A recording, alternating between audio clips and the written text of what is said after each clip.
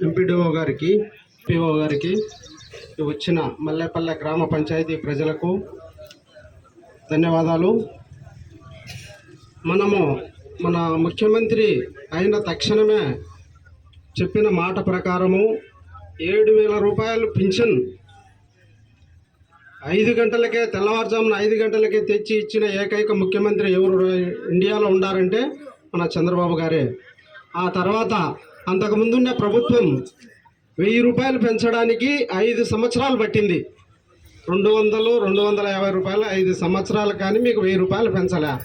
అలాంటిది ఇంకా వికలాంగులు ఉండే, మంచంలో ఉండే వాళ్ళకి కూడా 15,000 రూపాయలు కూడా ఇచ్చాడు కొంతమందికి.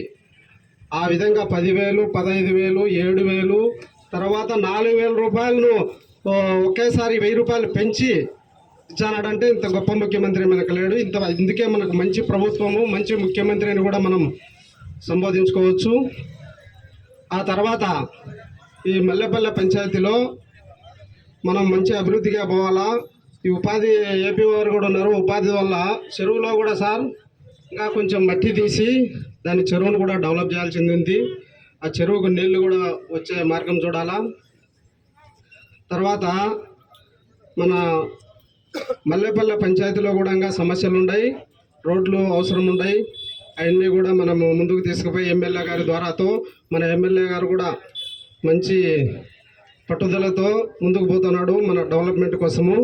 ఆయనకు చెప్పిన మాట ప్రకారము ఏ పనైనా చెప్పినాడంటే ఖచ్చితంగా చేసి తీరుతాడు. కాబట్టి ఆ ఎమ్మెల్యేకి అనుగుణంగా కూడా మనం కూడా ప్రజలంతా నడుచుకొని మనకు ముందుకు పోవాల్సిన అవసరం ఉంది. మన మల్లెపల్లె పంచాయతీని కూడా మంచిగా డెవలప్ చేసుకోవాలని మన ఎంపీడీఓ గారికి ఆ సహకారంతో కూడా ముందుకు వెళ్ళి పోవాల్సిందిగా మనం మనవి చేస్తున్నాం. అదేవిధంగా ఈ మంచి మన ప్రభుత్వం అనే వచ్చే కార్యక్రమానికి వచ్చినందుకు అందరికీ ధన్యవాదాలు. సెలవు తీసుకుంటున్నాను సార్.